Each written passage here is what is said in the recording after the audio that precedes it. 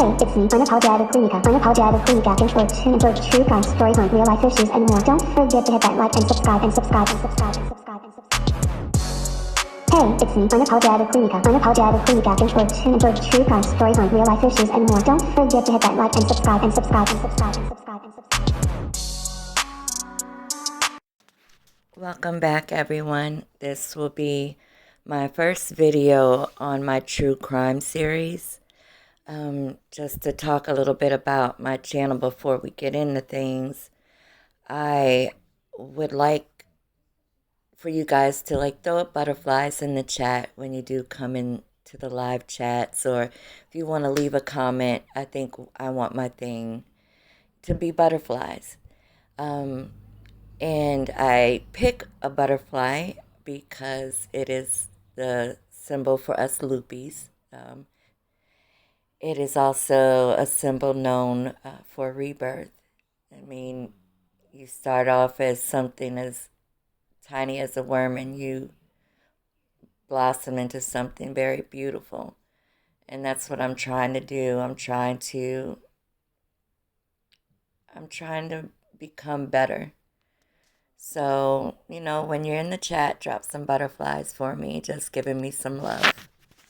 I do want to give a warning. I will be talking about graphic content, and there will be some pretty graphic pics. So just a warning ahead of time. The first video I'm doing on my crimes, series will be the Leicester Street Massacre. That was featured on A&E's First 48. And I chose that to talk about because I remember when I viewed it on First 48, because I like all types of crime series. I viewed this many years ago, but it stuck with me throughout the years. It was a horrendous crime committed against pretty much a whole family involving children. But let's get into it. This is a story about sibling rivalry and the destruction of a family. Jesse Dotson was born in Memphis, Tennessee on December 19, 1974. He is the oldest of a host of siblings. Jesse did not have the best of life growing up. He was severely neglected, abused, and often left alone by his mother. He was also bullied a lot as a child. He never had decent things going to school, so he was picked on quite a bit. Things actually got so bad at school that he dropped out in the 4th grade. And this will kind of explain, his mental state and IQ. But that still isn't a reason to brutally massacre several of your family members. Just a little backstory on Jesse Dotson. Prior to the Leicester Street Massacre, he was subsequently incarcerated for the murder of Haley Cox on January 8, 1994. He was then sentenced to only 18 years in prison. He was sentenced on November 21st in 1994, and then released on parole August 27th of 2007. From my understanding, it was a conditional parole where, they let him out just to see how he would do as a citizen free for 60 days.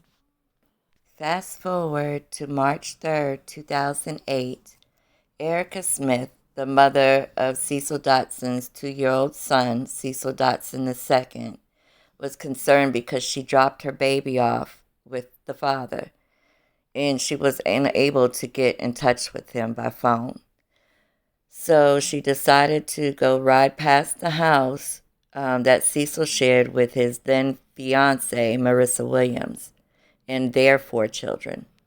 Miss Smith parked in the driveway and laid on the horn a few times, but no one came to the door, and the door was slightly open. She didn't notice any movement in the house, so she backed off and called 911. The police. I want to try to see my son. My kid's father The door's wide open, and they're not giving no answer. And help someone out, okay? Soon after Erica Smith made that 911 call, Memphis PD arrives at 722 Leicester Street. Officer Randall Davis was first on the scene. He said he could smell the scent of blood and death just at the front door. After entering the home, he finds the body of an adult male laying by the television. That male will later be identified as Mr. Hollis Seals, the friend of Cecil Dotson. He goes to further investigate and turns a corner and finds 3 more adult bodies by a couch. That would be Cecil Dotson Sr., his fiancée Marissa Williams, and Shindri Roberson, who was Hollis Seals' girlfriend at the time. Officer Davis then proceeds down the hallway into the bathroom, where he comes upon a really gruesome scene. He walks in and he finds Cecil Dotson Jr., 9 years old, barely alive in a bathtub. He had a 4.5-inch blade protruding from his skull, but the baby was still alive. He then proceeds to go into the next room where he finds 5-year-old Cedric Dotson still clinging to life, and also 4-year-old Samario Dotson, who was laying in the bed lifeless. The officer then proceeds to the back room where he finds 2-month-old Sanaya Dotson laying there but still alive. She was suffering from stab wounds and blunt force injuries. In the same room as Sanaya Dotson, they find 2-year-old Cecil Dotson II deceased on the couch. The 2-year-old was the son of Cecil Dotson and Erica Brown. She was the one that placed the 911 call. They immediately transported Cecil Dotson Jr., Cedric Dotson, and Sanaya Dotson to the hospital, where they were immediately put under a quarantine order because their lives were still in danger. After getting the living victims off to the hospital, the investigators continued with their work. They could tell that the crime scene was staged to make it appear a certain way. Cecil Dotson Sr. was found bent over the couch. He had a baggie of marijuana tucked into his hands. They also found crack on the private parts of Shindri Roberson. They knew the scene around Shindri was definitely staged because the hole in her pants from her gunshot did not match up to the wound in her leg.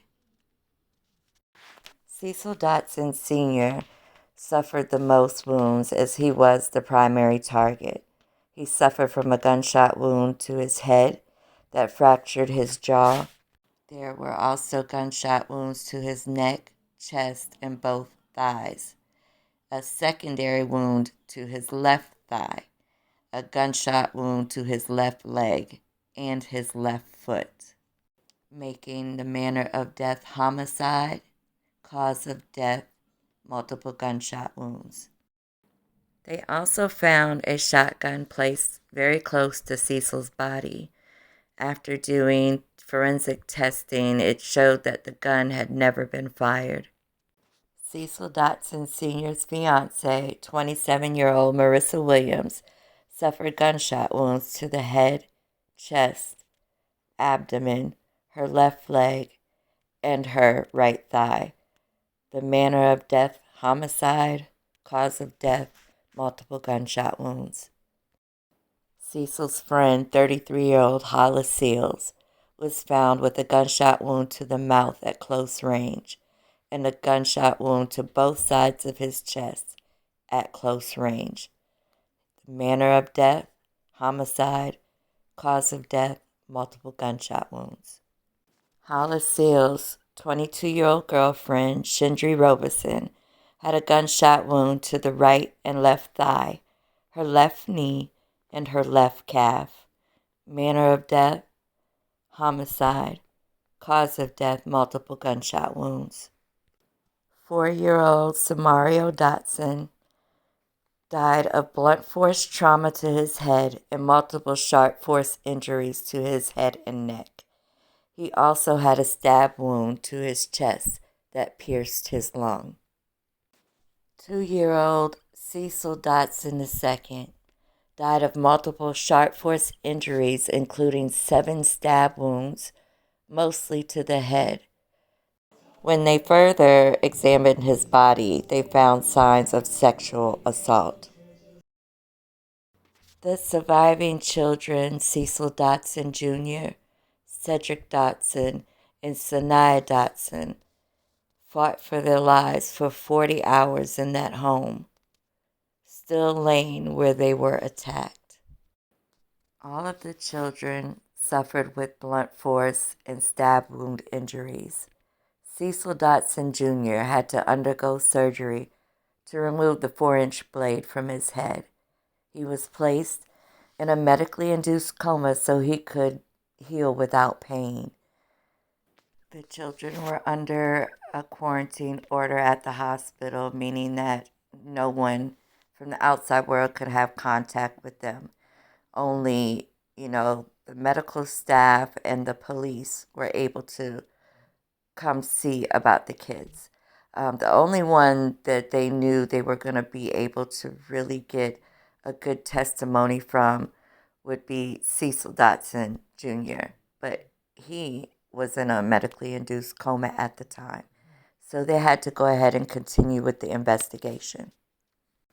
At first, the officers thought that this was gang-related. Cecil Dotson was known to be, in a gang and also a dealer. They were getting anonymous calls and different people coming forward saying that it was a blackout ordered by the GDs, or the Gangster Disciples. They also thought that this was gang-related because there were 3 different types of shell casings left at the scene. The person that committed the crime attempted to pick up the casings, but left the casings there in a baggie. A lot of tips came through on their tip line. They even had a couple of psychics that called in. But one guy's name kept coming up, and that was Doc Holliday. He was head of the GDs in that area of Memphis, Tennessee. He did actually come in for an interview. Doc Holliday arrives at Memphis PD to sit down with the detectives. He explains to them what a blackout is and how it's ordered. He also explained that he has no authority to actually order a blackout. It would have to come from someone higher than him. However, a blackout is when the whole family of the gang member is taken out. And a lot of times they shoot the victims in the legs. They had no reason to hold Doc Holliday, so they did let him go, and they continued on with the investigation while still looking at the possibility that this is gang-related. While the officers were investigating, they got a phone call from Cecil Dotson's sister. She was stating that someone was in her home calling her cell phone, and no one was supposed to be in the home. So they felt like it was a threat towards their lives. They went to the sister's home to investigate, but didn't find anything. They went ahead and put the whole family under protective custody. Jesse Dotson was also in protective custody along with the rest of his family. Here is a news broadcast covering that incident. Memphis police swarmed the apartment complex where family members of one of the people murdered in the Leicester Street Massacre live. Here's why. The sister of Cecil Dotson who got a call from her apartment, but no one was supposed to be in her apartment. Everyone was taken into protective custody.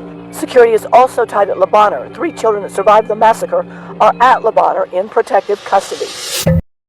The detectives receive a call from the hospital stating that Cecil Dotson Jr. was finally awake and able to speak.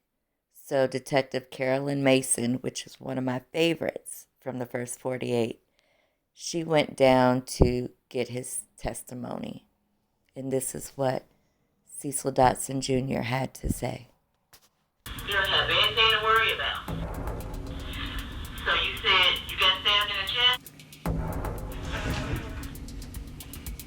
And who did?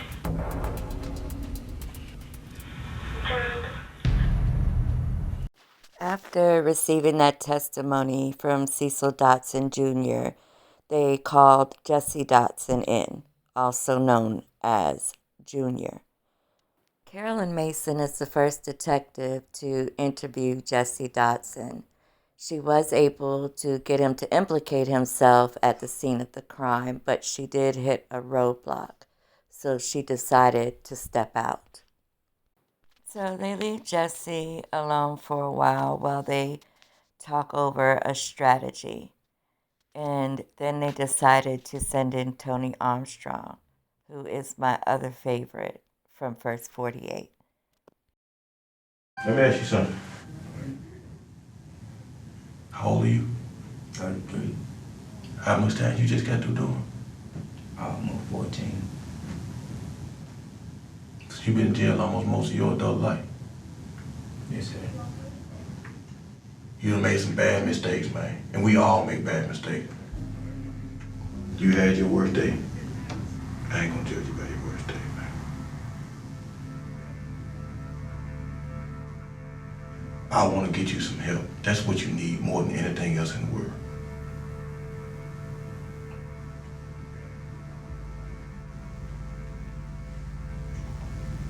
Why you hurting, man? What happened? Talk to me about it, man. They did. I ain't got nothing to talk about. Give me a hand, man. I got you, Dotson. You got me? I got you. I'm telling you, I got you. Give me the other hand, man.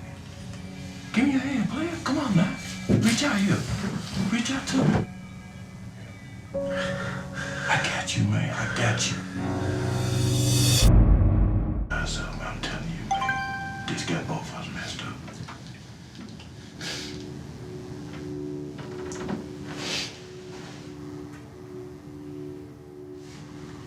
What you want from me? Just talk to me.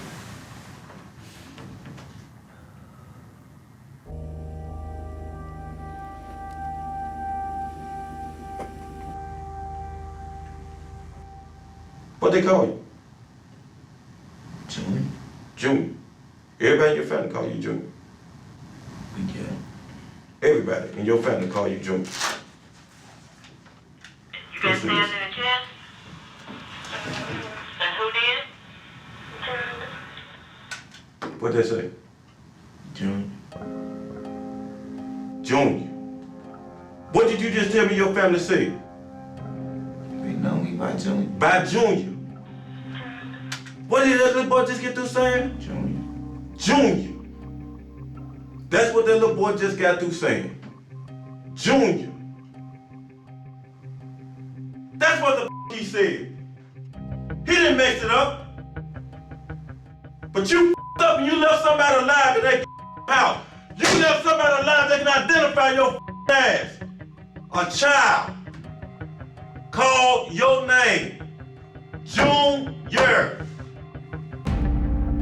I'm listening.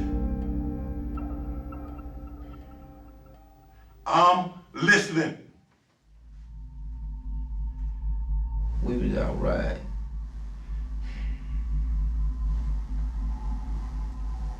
We got to argue. We argued all the way to the house.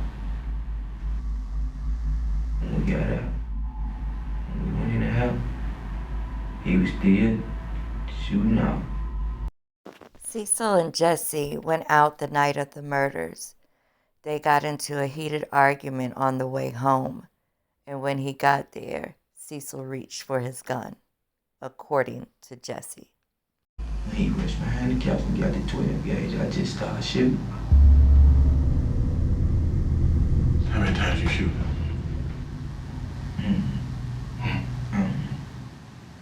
about the women? What you do to them? I didn't do nothing to the woman. Didn't you shoot the women? Yeah. Then what happened? The kids saw me. Then what happened?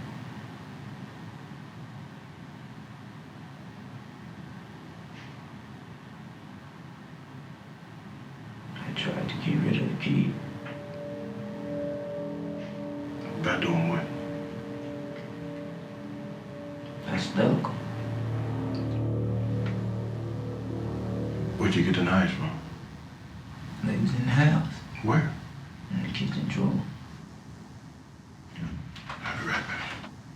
Let me talk to my mom. I'm gonna let you talk to your mom.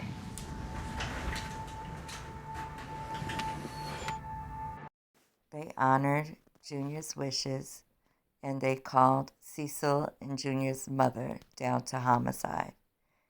This is their conversation. Look at me. Talk to me. What happened?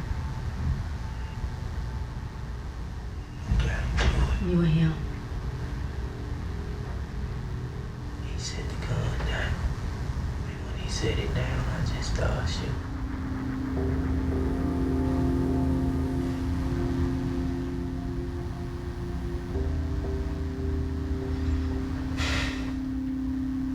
What happened to the babies, Junior? They got stabbed. You did that? Yes, ma'am. Why? They saw it.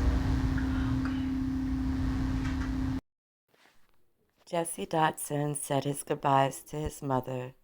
He was then booked into MPPD, where he awaited trial. Memphis, Tennessee suffered a great loss that day. Many families suffered many losses. Cecil Dotson Sr., Marissa Williams, Shindri Roberson, Hollis Seals, Cecil Dotson II, and Samario Dotson. Jesse Dotson was eventually found guilty. He received 6 death sentences for all 6 of the victims, and an additional 120 years for the attempted murders of the surviving children. It only took the jury 90 minutes to decide his fate. As of this day, CJ, Cedric, and Sanaya Dotson have been in their maternal grandmother's custody since the attacks. They are all thriving and in counseling. Jesse Dotson, also known as Junior, is currently on death row and is now recanting his story. I hope you guys enjoyed the video. This is the first in my crime series, and I will have many more to come. Make sure you like, share, and subscribe. See you next time.